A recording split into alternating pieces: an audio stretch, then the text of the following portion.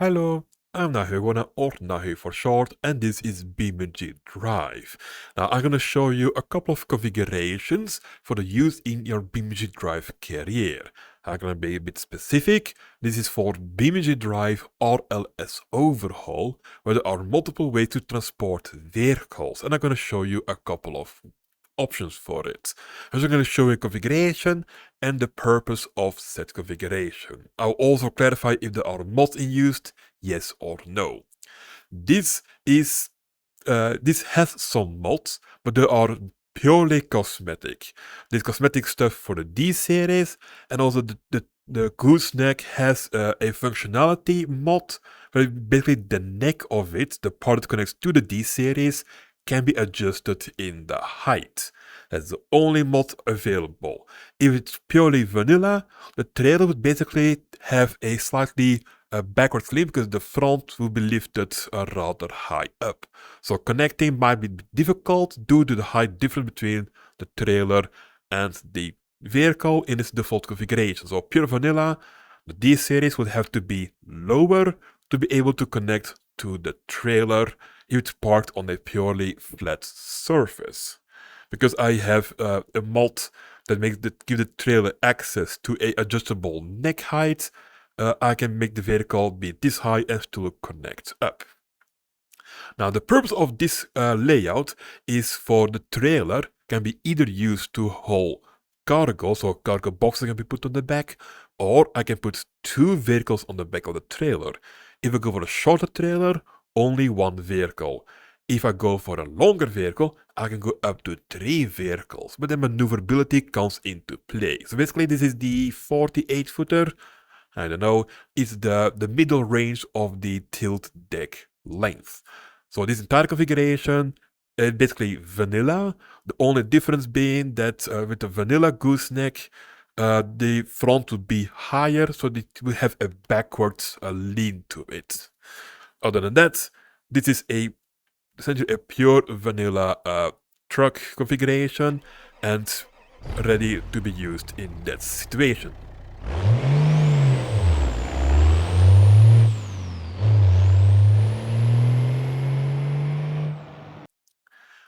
If I want to be 100% vanilla and only care about carrying one vehicle, let's say a race car or a drift car or a off-roader, I want to get it from A to B and then just do whatever you want to do, blow it up, blow a tire, crash it, put it back on your transport vehicle and transport it back home.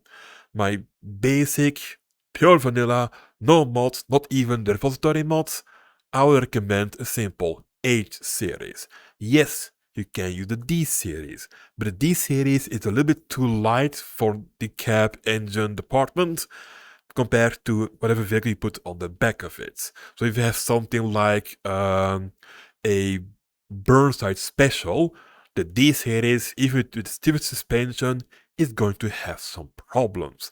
Problems with having enough weight on the front wheels to steer safely. And that's why I recommend at minimum the H series. And if you want to carry just more than one vehicle, take the setup I showed earlier, or wait for the next one or basically go size up and go for the T series. The T series can hold 2 vehicles, just like the D series with the tilt deck can, but unlike with the T series with the tilt deck, a T series with the rollback is just a T series with the rollback. You have to basically swap the entire rollback outfit to give it other functionality. But for simple one vehicle, pure vanilla, you want to not bother with mods, this is the recommendation I would give for that.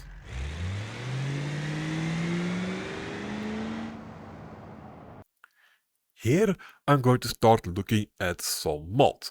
Now this is a paid mod, patreon.com/vmfunphysics, and then look for the MD series. You can also, while you're there, look for the T series, because essentially this will show up in a moment. So this is a wrecker mod. And what makes the wrecker a wrecker thing? Well, we have the thing on the back that can grab to a vehicle wheels. You can also have it with an axle lift and even with a trailer hitch. Now the MD can only trailer-wise do a ball trailer and a spindle hitch trailer. A T-Series can also do a fifth wheel trailer on the boom arm lift. Now, why would I recommend this over the repo mod on the repository? That's very simple.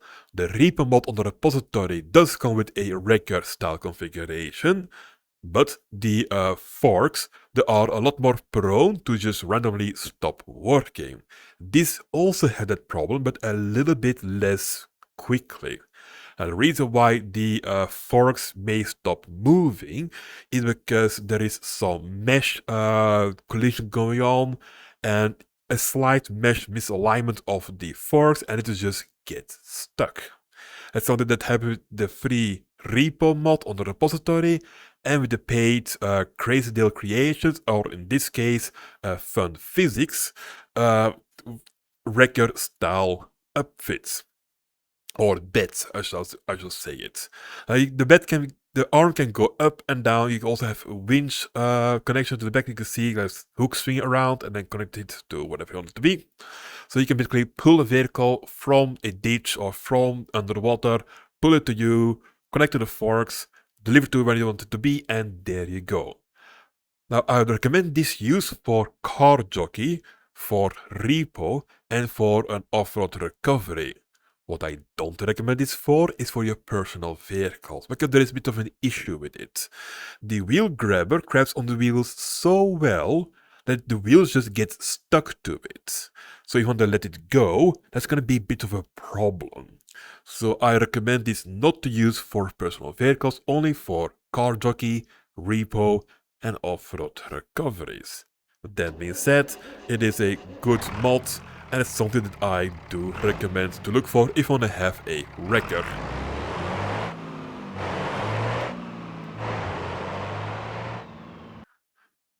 To stay with the same creator, Fun Physics, this is also a mod that is available from them, and this is a T-Series wrecker rotator.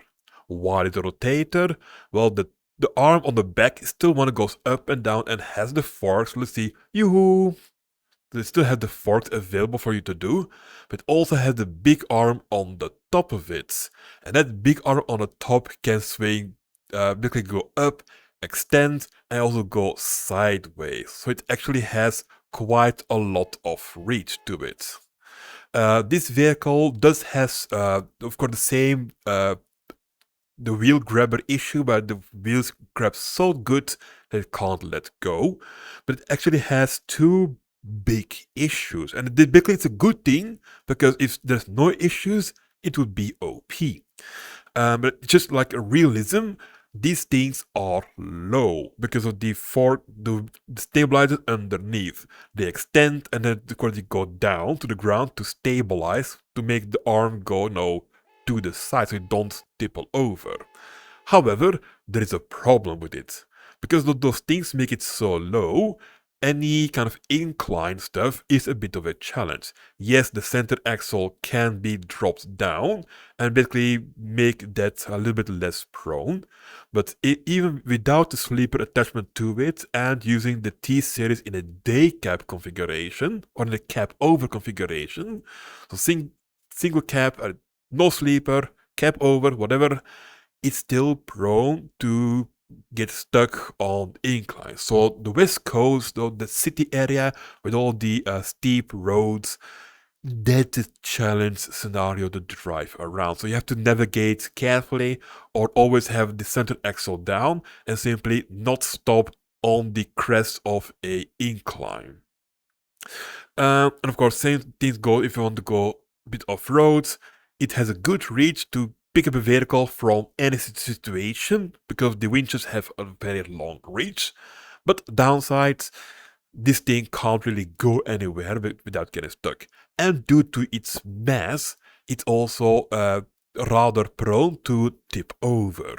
Of course, with the stabilizers out, it's very stable. I mean, on full extension of the rotator arm to the side, full extension outward and upwards, I could pick up a school bus, so the MD school bus, and then seats replaced with cargo boxes, cargo box filled with cargo inside. I could pick it up and without actually falling over. But just driving around, be careful or you may go on your lids.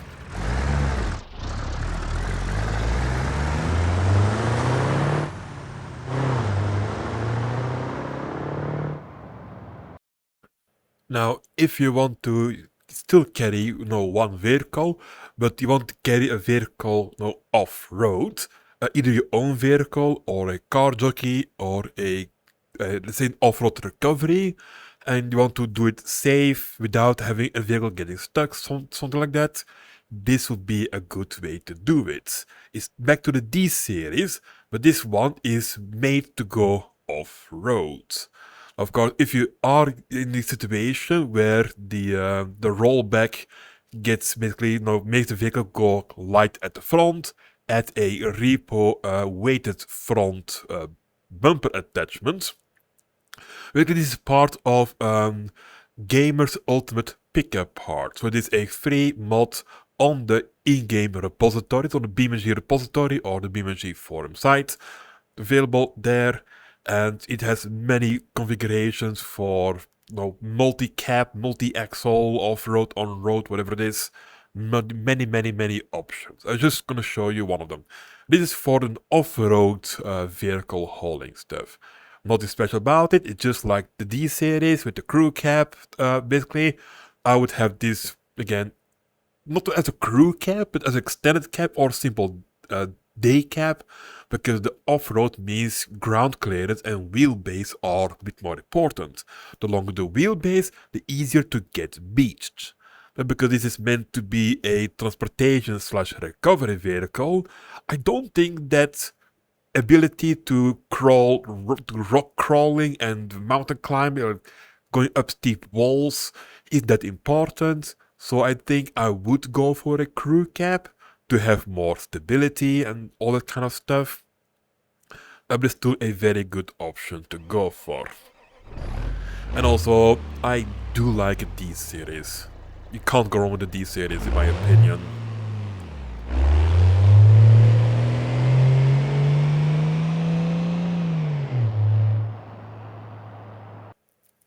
Here is some creative idea. If you want to have a compact vehicle to maneuver about, but sometimes want to have a secondary vehicle to maneuver about, you can basically, with the Gamer's Ultimate Pickup part, you can take a D series, cut it in half, and have the rear part, the pickup bed, or in this case an upfit, and then the front bit can just be a trailer connector point. And that's what I've done here. I took this vehicle, duplicated it, took off the headboard, and the winch bit to basically create a flat deck.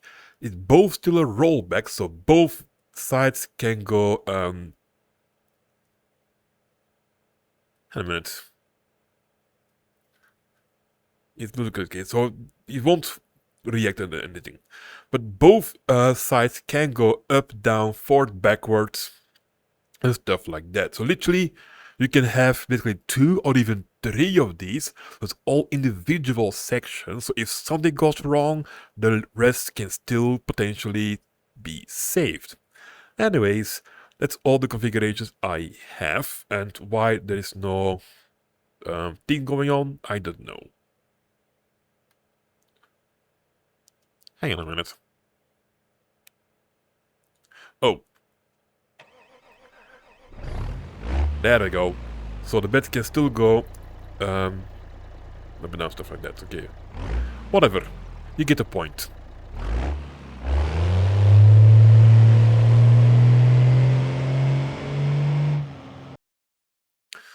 Of course, there's also always simply get whatever car you have, or the car that you like, put a hitch on it, put a trailer behind it, and you're good to go.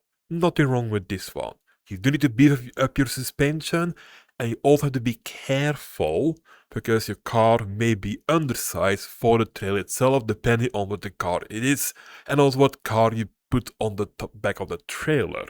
So this is comes with a very big warning. If you don't have enough weight in the vehicle, to counter the weight of the trailer and the vehicle on top of it, the trailer will steer you. And this is my biggest warning I want to give in this video. With a bumper pull type trailer, there is a big danger that the trailer can steer your car. And it is extremely important to drive carefully.